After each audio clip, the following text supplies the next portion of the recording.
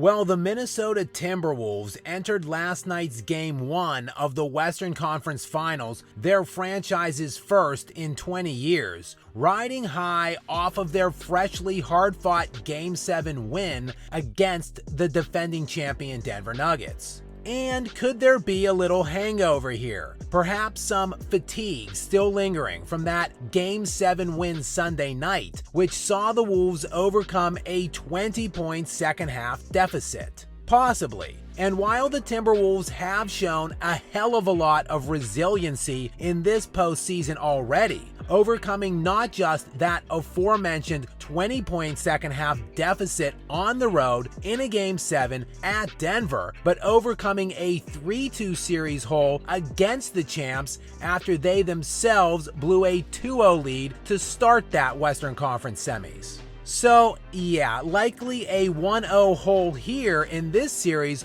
won't shake the Wolves. But the Mavericks proved last night to be a different beast than what that Nuggets team presented, and for that matter, the Suns squad Minnesota easily dispatched of in their first round, a 4-0 sweep.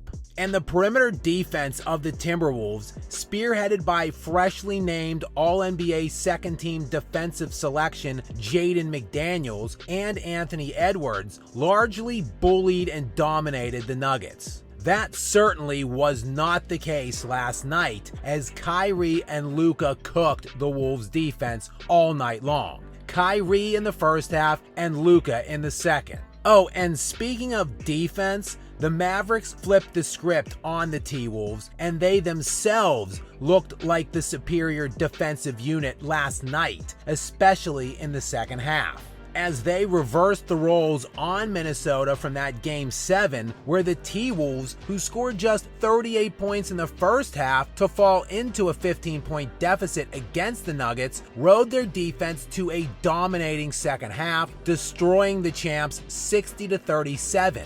Yeah, it didn't go that way last night against Dallas, as Minnesota would take a 3-point lead into the locker room at 62-59, but would be stifled to just 43 points in the second.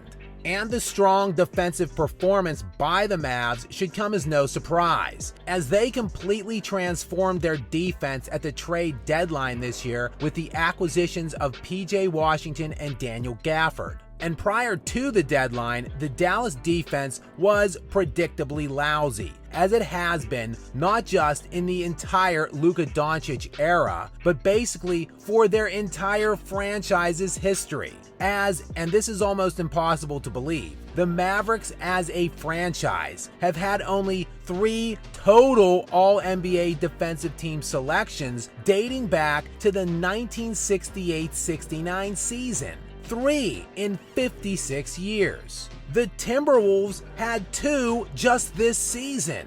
And prior to the trade deadline this year, same old same for the Mavs, as they were sitting at just 22nd in defensive rating. But since bringing in Gafford and Washington, the Mavs are the 7th rated defense league-wide, and putting a stellar defense around a transcendent offensive force in Luka Doncic, who led the NBA in scoring this regular season and has the second highest scoring average in NBA playoff history behind only Michael Jordan, is a deadly combination. And when you factor in arguably one of the greatest second options in NBA history in Kyrie Irving, who famously rescued LeBron James in Game 7 of the 2016 NBA Finals, well, yeah, the Mavericks might just be onto something here. And speaking of Irving, he was absolutely sensational for the first half, scoring 24 of his 30 points last night in the first on 11 of 14 from the field, while Luka took over down the stretch, dropping 15 of his 33 points in the fourth quarter. Oh, and then there was Anthony Edwards, who publicly called his shot on Kyrie Irving prior to the start of this series. It's going to be fun, man. You know, my matchup going to be Kyrie, so that's going to be fun. We're going to see what I can do versus him. Yeah, file that one under the beware what you wish for, kid, as Kyrie Irving proved last night he ain't Jamal Murray. So while calling out a dude who smokes you in the first half for 24 points on 79% shooting looks pretty bad, Edwards was even worse on offense last night. And since that damn near historic Game 5, where Edwards nearly single-handedly beat the Nuggets, scoring 44 points on 16 of 25 shooting, he's cooled considerably since, scoring under 20 points in 3 of his last 4 games now, and in that 4-game stretch is averaging just 20 points on 25 of 72 shooting from the field, which is good for just 34.7%. And now, yes, there is more to basketball than just scoring, and Edwards has been the Wolves' primary offensive creator for that 4-game span, averaging 8 assists per game during it while providing elite defense. Though he certainly didn't look particularly elite on that end last night, while getting absolutely cooked by Kyrie Irving. But again, Edwards is exhibiting that alpha mindset, which has been missing from the modern NBA for far too long, and it is refreshing to have that back. But it also means you have the responsibility to back it up. And 20 points per game on 35% shooting for the last 4 games for a guy who was officially just announced second-team All-NBA yesterday certainly isn't cutting it. And while he certainly didn't get any help from Karl-Anthony Towns last night, who scored just 16 points on 6 of 20 from the field, they are getting a continued massive boost from 9.8 point per game career scorer Jaden McDaniels, who had 24 points on 9 of 15 to lead the team for the 2nd straight game.